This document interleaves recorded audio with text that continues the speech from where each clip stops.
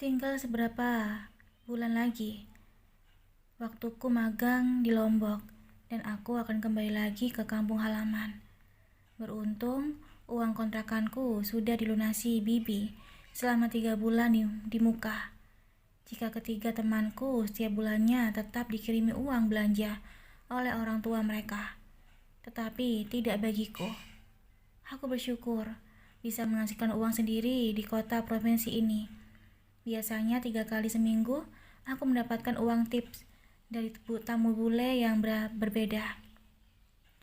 Ditambah lagi Kak Fiona sering mengajakku menginap di rumah kontrakannya. Setidaknya dengan begitu, biaya hidupku sehari-hari menjadi hemat. Semenjak Kak Fiona bertemu dengan Kak Ayah, beliau sering berdatang ke rumah kontrakan Kak Fiona dengan membawa berbagai makanan. Aku tak tahu hubungan mereka berdua, namun antara Kak Fiona dan Kak Ayah terlihat sangat akrab dan sepertinya sudah lama saling kenal. Dek Riana, lebih baik kamu tinggal bersama Fiona, ucap Kak Ayah. Tapi Kak, Riana sudah terlanjur mengontrak bersama ketiga teman Riana. Lagi pula Bibi Riana sudah membayar kontrakan tersebut selama 3 bulan. Sayang jika tak ditempati, ucapku beralasan. Padahal sebenarnya aku menginginkan untuk tinggal bersama Kak Fiona. Aku merasa tak enakan saja menebeng hidup. Apalagi Kak Fiona orangnya sangat baik dan tak pernah mau jika aku mengeluarkan uang. Kak Fiona selalu saja menyuruhku untuk menyimpannya.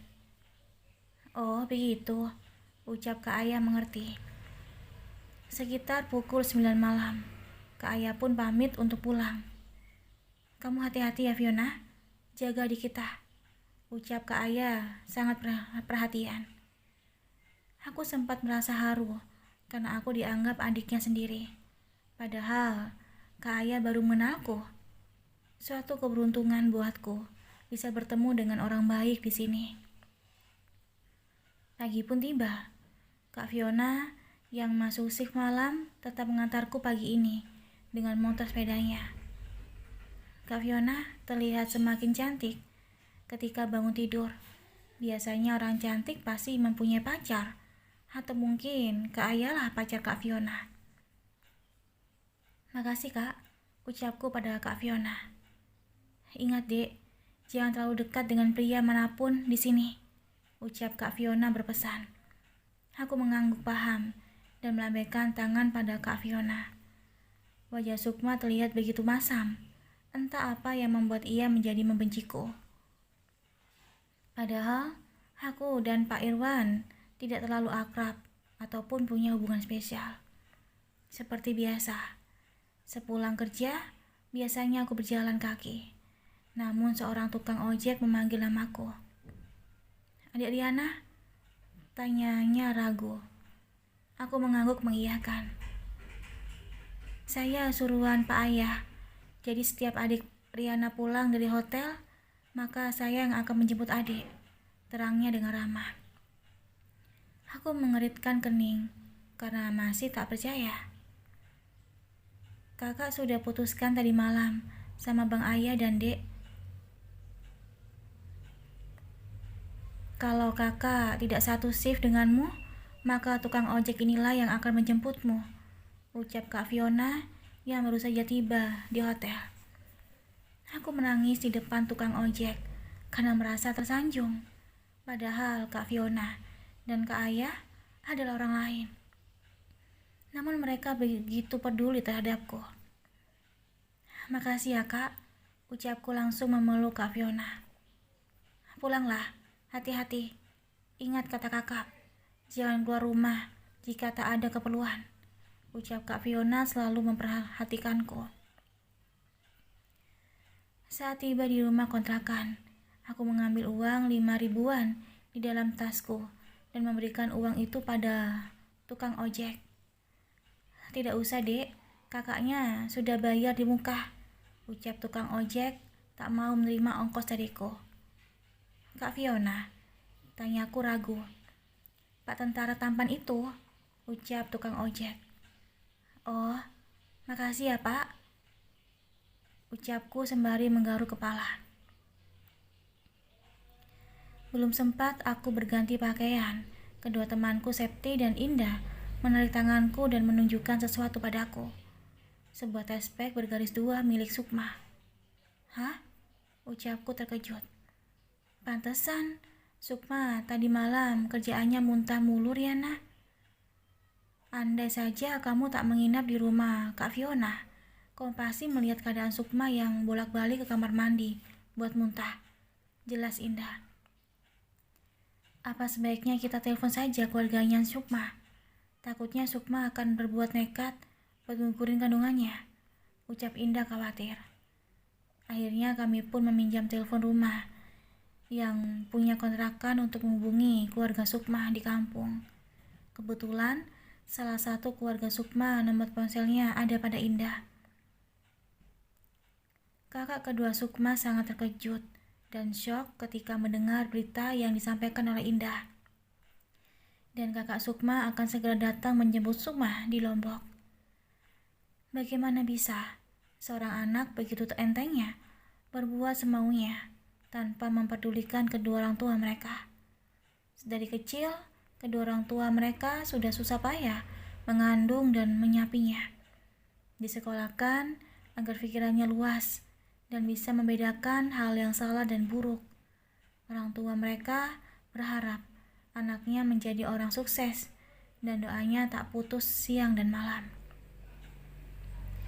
Jika sudah seperti itu, maka posisi kita sebagai anak selain tak tahu diri dan tak bisa berterima kasih, itu juga termasuk bentuk kedurhakaan kita sebagai anak. Malam ini, aku tak menginap di rumah Kak Fiona, karena Kak Fiona masuk shift malam di hotel. Dan tak lama, Sukma pun pulang di malam hari yang diantarkan oleh Pak Irwan. Padahal, sedari jam 3 sore, seharusnya ia sudah pulang ke rumah kontrakan. Sukma, kamu kemana saja? Sampai malam baru pulang. Jangan terlalu bebas kamu bepergian dengan pacarmu. Nanti hamil baru tahu rasa kamu, ucap Indah. Gak usah ngurusin ya Indah. Aku bisa jaga diri. Lagian kalaupun aku hamil itu bukan urusanmu. Toh pacarku akan bertanggung jawab. Jawabnya enteng tanpa beban. Indah pun terdiam dan malas berdebat dengan Sukma.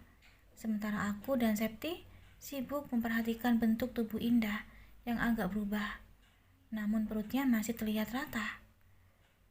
Di sekolahan sudah menjadi hal yang lumrah saat murid dikeluarkan oleh guru karena hamil.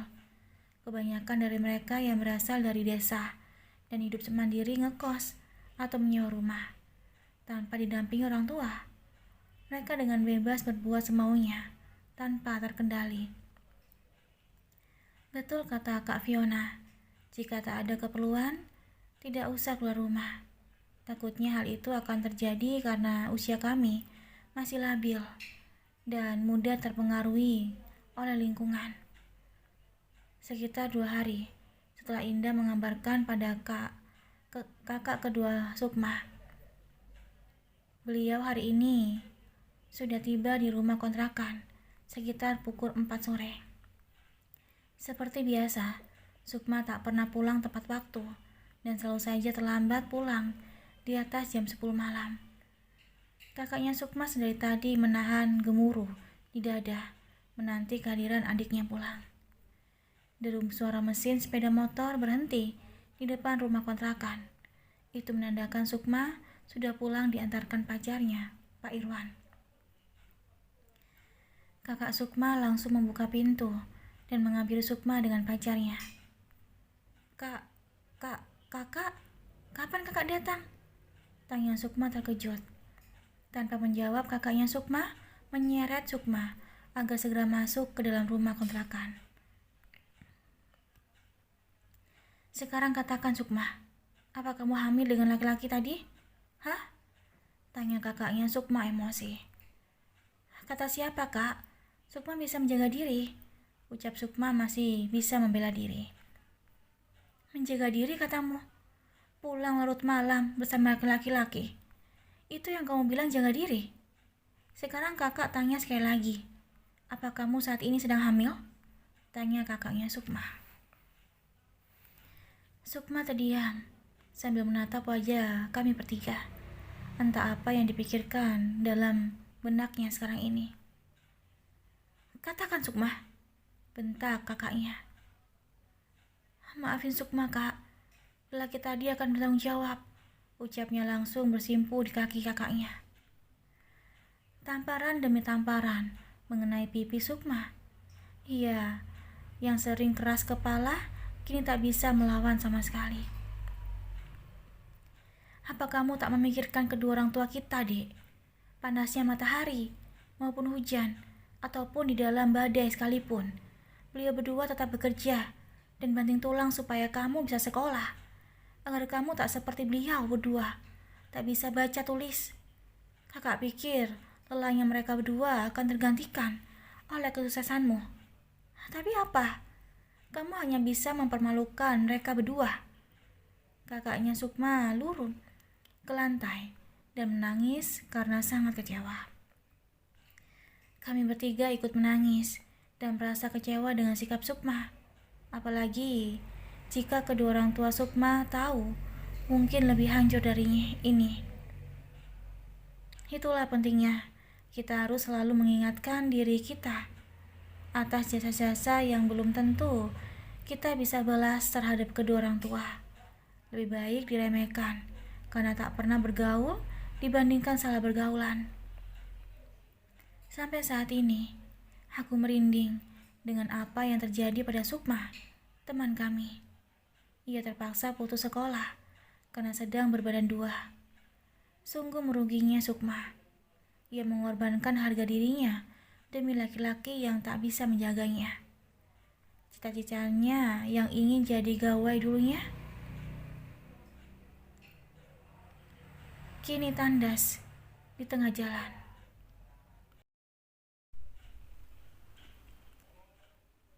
Dek, kakak pasti akan merindukanmu selalu. Jaga diri baik-baik. Salam untuk kedua orang tuamu, ucap Kak Fiona memelukku dan menangis. Kak Fiona memberiku sebuah boneka kecil kesayangannya sebagai kenang-kenangan. Hati-hati adek, ingat pesan kakak. Kamu harus menjadi orang yang sukses, ucap Kak Ayah, turut mengantarku ke terminal bus. Mereka berdua sangat baik sekali. Sebuah amplop berisikan uang 2 juta rupiah diberikan oleh Kak Ayah padaku.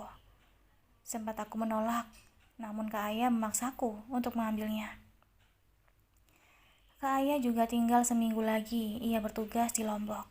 Selanjutnya, Kak Ayah akan pindah tugas ke Pekanbaru. Aku mengerti dengan perasaan Kak Fiona, yang sudah terbiasa dengan kehadiranku dan Kak Ayah.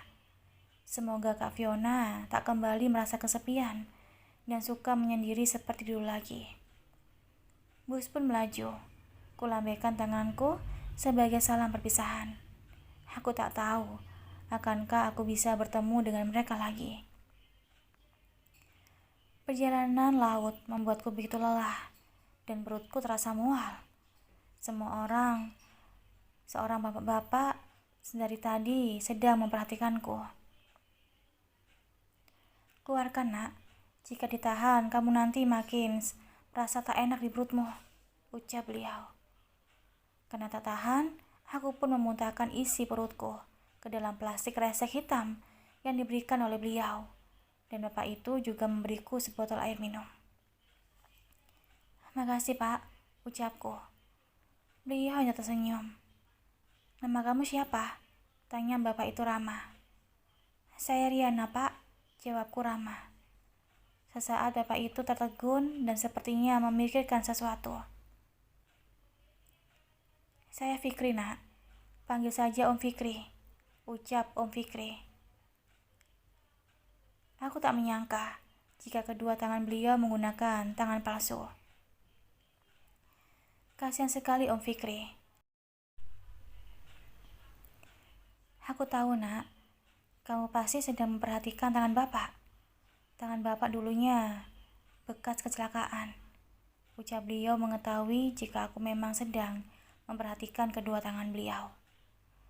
Gelombang laut kini kembali tenang, tak seperti awal penyeberangan. Kamu mirip sekali dengan anak bapak, ucap Om Fikri dengan mata yang berembun. Nama anak bapak siapa? Tanyaku. Anak gadisku yang bernama Fiona, ucap beliau. Fiona? Tanyaku heran. Akankah Om Fikri ini adalah papinya Kak Fiona? Tapi Om Fikri tak kemiripan dengan foto papinya Kak Fiona yang diperlihatkan pada aku waktu itu. Iya, namanya Fiona. Cantik seperti orangnya, ucap Om Fikri memuji anaknya sendiri. Karena keasikan mengobrol, kapal kami pun mulai menyender ke dermaga. Aku dan Om Fikri pun berpisah di pelabuhan. Entah kemana tujuan beliau, aku tak sempat menanyakannya. Akhirnya, setelah 6 jam perjalanan, akhirnya aku tiba juga di kampung halaman. Kulihat ibu sedang duduk di teras rumah, sembari kepalanya dicarikan kutu oleh Tia adikku. Kakak bawa oleh-oleh? Yeay, ucap Lili senang. Sebelum masuk ke dalam rumah, aku mencium tangan ibu dan memeluknya. Padahal 3 bulan lamanya, aku sama sekali tak bertemu dengan ibu. Namun, beliau bersikap cuek seolah tak rindu padaku. Bu, ini ada daftar dari Lombok. Riana belikan untuk ibu. Semoga ibu menyukainya, ucapku menunjukkan buah tanganku. Daftar itu kubelikan 3 helai dari hasil uang tips yang diberikan oleh tamu. Ibu mengeritkan hidungnya, seolah tak suka. Di pasar juga banyak dasar beginian. Kenapa harus beli desain ini semua? Jangan terlalu boros, nyari uang itu susah, ucap ibu mematahkan hatiku. Bu, ini hasil uang tips yang diberikan oleh para tamu untuk Riana waktu magang di Lombok, terangku pada ibu dan agak kecewa dengan respon beliau. Lain kali uangnya ditabung buat bayar uang sekolahmu, ucap ibu menasihati aku. Iya bu, ucapku langsung masuk ke dalam rumah dan menenteng barang-barangku. 2 ikat buah nanas, salak dan apel merah juga gue beli tadi di terminal. Lili dan Tia sangat menyukai buah yang kubawakan. Bu, Bapak dan Kak Rahman di mana? Tanyaku karena aku tak melihat mereka berdua di rumah. Bapakmu di sawah, sedang membajak sawah. Besok kita akan memulai menanam padi. Kakakmu Rahman, dia sudah masuk kuliah dan ngekos juga di kota, jawab ibu.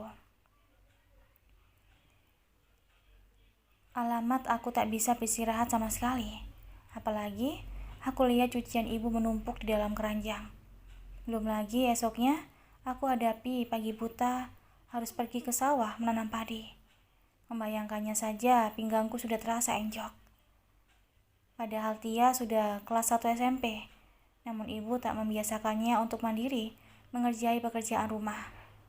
Jangankan untuk mencuci pakaiannya sendiri, merapikan tempat tidurnya saja harus ibu yang turun tangan untuk membereskannya. Dalam keadaan tubuhku yang masih letih, aku pun memulai mencuci pakaian kotor semua penghuni rumah ini. Usai mencuci, aku pun memasak lauk untuk makan malam nanti. Tia, bantu kakak untuk menyapu di halaman, perintahku pada Tia. Tia capek kak, tadi Tia baru saja menyelesaikan mencari kutu ibu, ucapnya beralasan. Aku memaksanya untuk menyapu halaman sampai kami bertengkar mulut. Saudariana, ibu tidak suka keributan. Biarkan perkarangan rumah itu kotor dibandingkan kalian bertengkar, ucap ibu selalu membela Tia. Bu, kenapa dulunya Riana ibu paksakan untuk bekerja sementara Tia tidak? Ucapku protes. Jangan karena kamu sudah besar, sekarang kamu mulai berani pada ibu, ucap ibu emosi dan menangis. Ketika melihat air mata ibu menetes, aku menjadi menyesal dan melemah. Maaf bu, ucapku beralih mengambil sapu dan mengalah untuk membersihkan halaman rumah. Sementara Tia bersantai menonton TV Mbak Putri Raja. 3 hari sisa waktu libur sekolah. Maka 3 hari itulah aku tak pernah berhenti bekerja. Ingin cepatnya aku pulang ke kota di rumah bibi.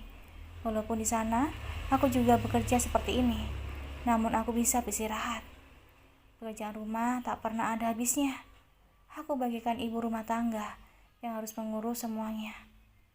Tak apa, ibuku santai, tapi setidaknya adikku Tia ikut andil membantuku. Tapi hanya aku saja yang disuruh bekerja sendirian.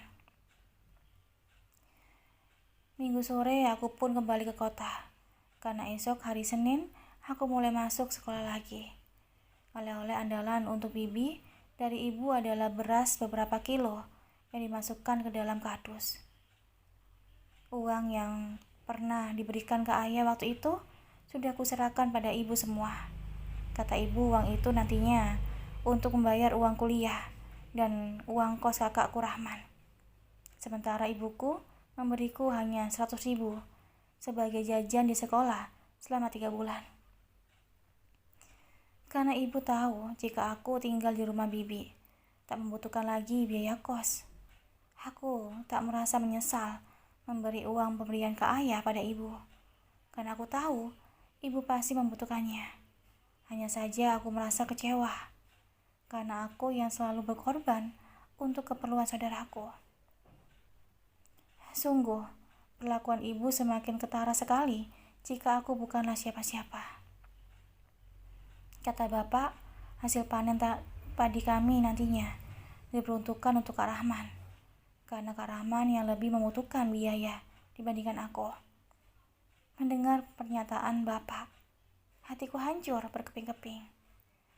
Jika dulunya aku tak mengerti semua itu, namun sekarang aku sudah dewasa dan perasaanku sangat peka jika disisihkan seperti ini.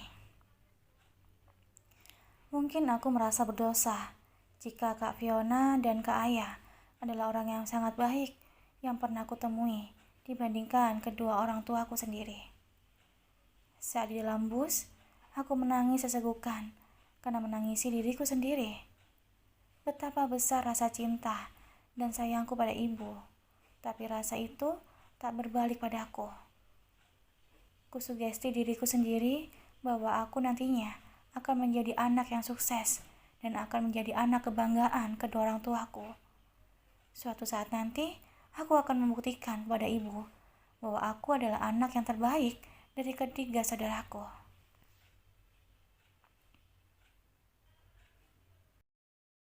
Terima kasih udah dengerin audio di Eva Family.